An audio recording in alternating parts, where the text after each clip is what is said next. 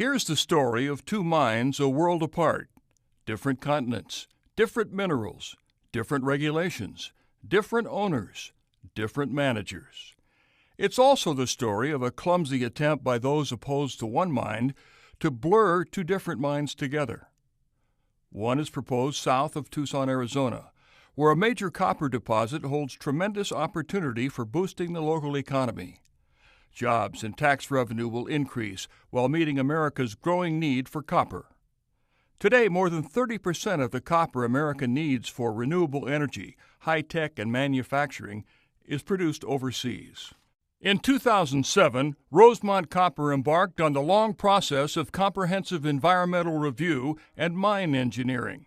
The United States has the most stringent permit requirements in the world, and Rosemont has undergone intense study for more than half a decade. Local, state, and federal agencies have thoroughly reviewed every conceivable environmental impact and looked at all the facts. Based on the facts, by the fall of 2012, Rosemont had almost all of the major permits or draft permits it needed to operate. Then, a disturbing film was released, not about Rosemont, but about a closed mine in Sardinia, Italy. The film provides no science, research, or data to even suggest Rosemont will not meet the highest environmental standards. Instead, the film attacks 5 members of the board of directors of Rosemont's Canadian-based parent company, Augusta Resource, because of their brief ownership stake in the Sardinian mine. Here are the true facts. In 2003, 5 members of Augusta's current board were directors of another Canadian company called Sargold Resources. At that time, the Italian government joined with Sargold Resources to purchase the closed Ferte mine, a mine that had faced a number of challenges. The Ferte mine had previously been designed, built, and operated by an Australian company, with no connection to Sargold and Augusta. Sargold did not design, build, or operate the mine. During its short ownership, Sargold only explored future mining opportunities and produced a small amount of gold from previously mined ore. After discovering that any future mining would require underground mining and substantial capital, Sargold merged into a larger mining company, Buffalo Gold, in 2007. With the merger, Sargold left the company. At that point, the 5 directors had nothing to do with the Ferte mine. In the global financial meltdown that began in 2008, Buffalo Gold went bankrupt.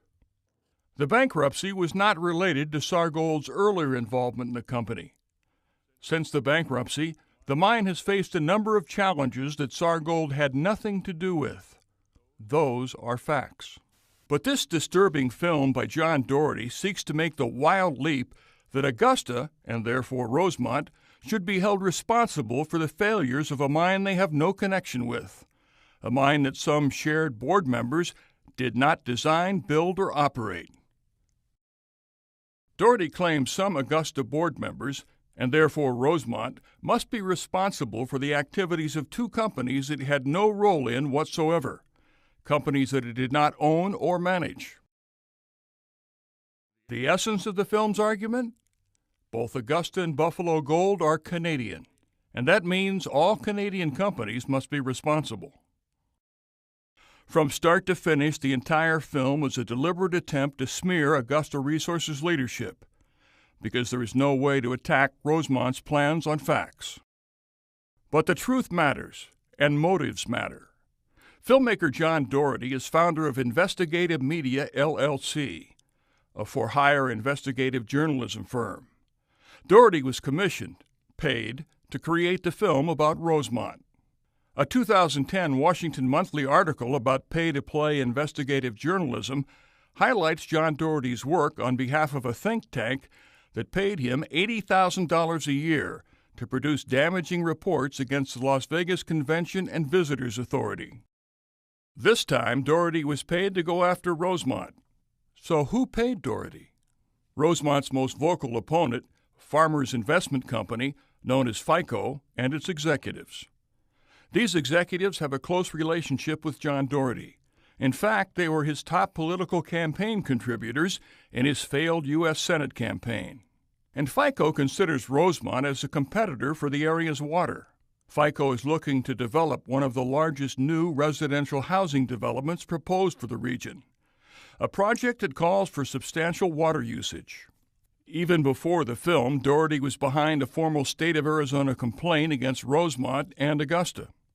Within weeks, the Arizona Corporation Commission rejected the complaint, saying the claims were not relevant.